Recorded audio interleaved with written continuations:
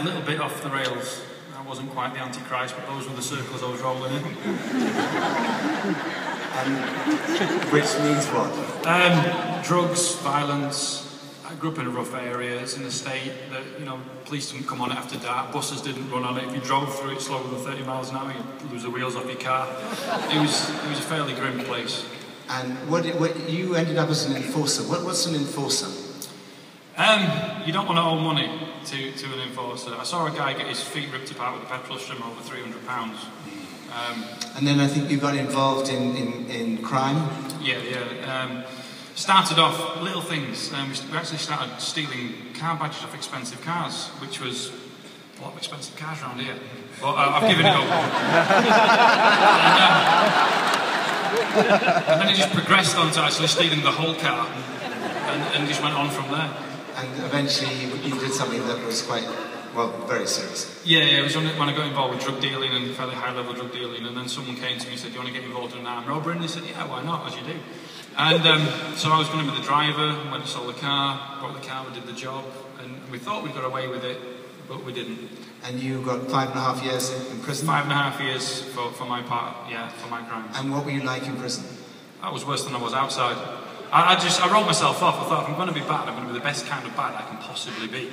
So I just sort of upped my game in every way. If you looked at me funny, I would smash you in the face and then say what you were looking at. And I'd go to extremes. In prison, you've only got like 2 minutes to have a fight, because then they're all prison officers. Sorry, I said screws. Then prison officers are all over you. So you've got to do the most extreme thing within a 2-minute period. And what happened?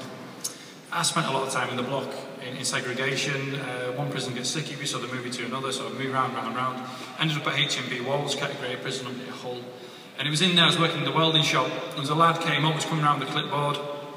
He's always trying to get you to sign up to anger management programs, education programs. And then he came up to me and said, do you want to go on an alpha course? And I said, well, what's an alpha? And he said, oh, it's in the chapel. And as soon as he said chapel, I said, look, get out of my face, sunshine, before I slap you. And he did, he shot off, he left tyre tracks. And the next day in the workshop, he's in the workshop again, he came round again with his clipboard, and I was getting angry at the fact that he had the nerve to come and ask me twice, so I was going to slap him before he even opened his mouth. And he blurted out really quickly, he said, Wednesday afternoon out of work and you get free coffee and you get free biscuits. I said, I'll see you on Wednesday. And what happened? I went along, I don't know what I was expecting, but what I found, I certainly wasn't. The people running it was a vicar, I get that, they work for God, they've got a collar on. But the other two ladies were two retired nuns. How old have you got to be a retired nun?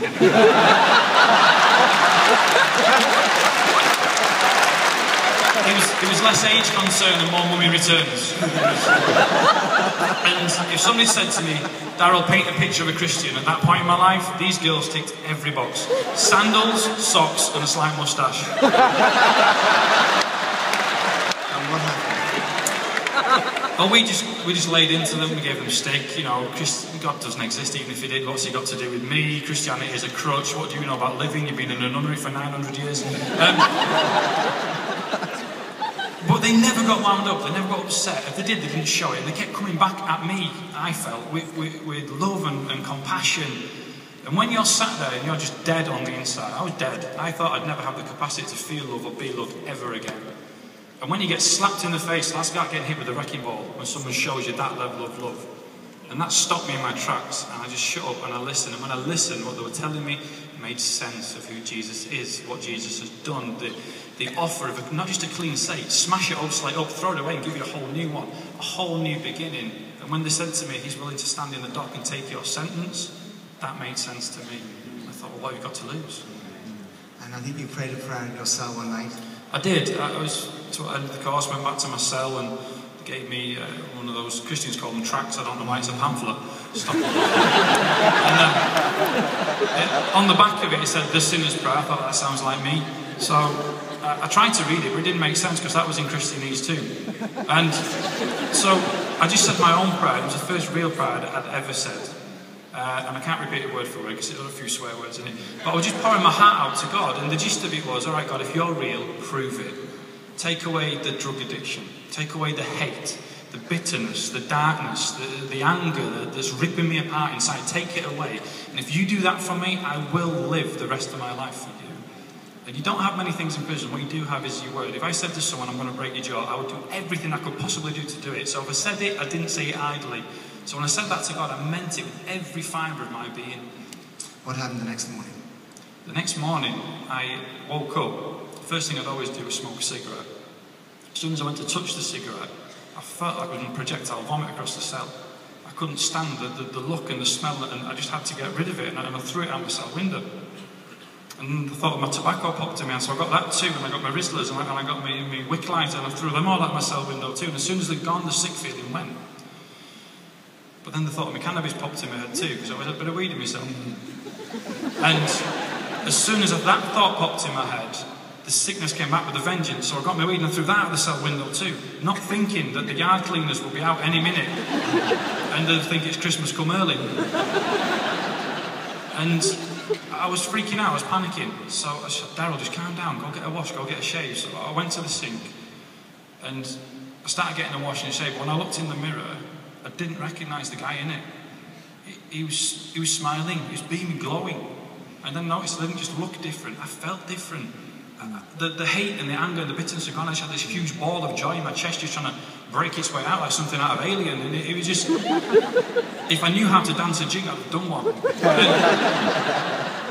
I couldn't explain it, but I knew everything was different. And when they opened us up and I walked out to the landing, the lad next door to me, he took one look at me and he said, "What's wrong with you?" And I said, "I don't know, I'm just happy." I thought, I need to speak to someone who knows about God, so vicar. So I went to the principal officer and I said, "Can I have an application to see the chaplain?" You got to put an application for everything in prison. When I go to the toilet, put an application in, go in 3 days. And I don't remember what I wrote on this form, but it was sufficiently freaky because the principal officer read it and he phoned the chaplain. "Get on the wing now." And he came over and I told him everything that had happened, and we talked and we hugged and we cried. I cried. I hadn't cried for years. I cried. And he said, "The man that went to bed is not the same man that woke up.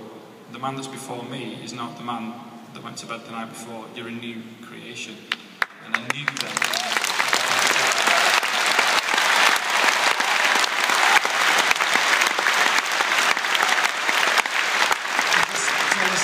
What happened in the prison? Because you started running things there. Didn't just say what happened in the prison. We started running Alpha.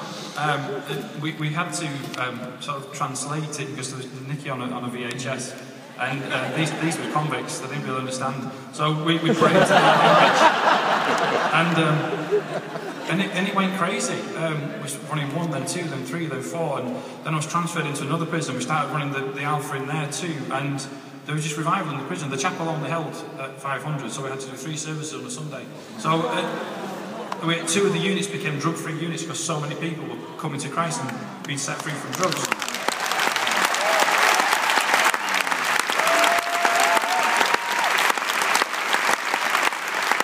We have this program, Caring for Ex-Offenders, where somebody meets you at the prison door, helps to find you a job, helps to find you a place to live, integrate you into the Christian community. Who met you at the prison gates? Mark Finch is here somewhere. Mark, there he is. Mark is not just a pastor, he's also a magistrate on the family panel in Holton. So a magistrate met me outside the prison gates, took me for a coffee at McDonald's, and took me to his church. And that was the beginning of everything we're doing now. He introduced you to his family? He took me to his house. I had the best lasagna I've ever eaten. I had been in prison, but it was still pretty good. And that's when I first met his oldest child, Rebecca, who's now my wife and the mother of my 2 children.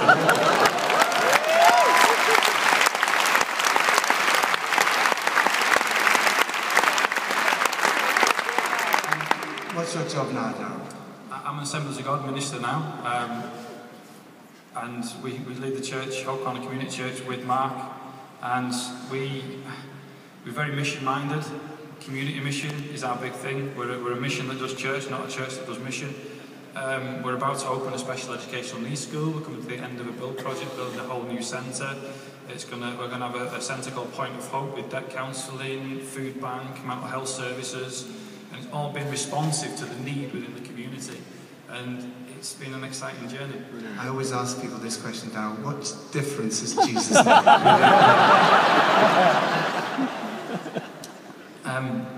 I don't say it flippantly, I really genuinely do mean this. He's more important to me than the air I'm breathing. I shouldn't be alive. I shouldn't be walking around. Every day I'm living is a day borrowed, not a day owed. And so I live it as if it is my last. And if you stand still longer than 10 seconds, I'm going to tell you about Jesus.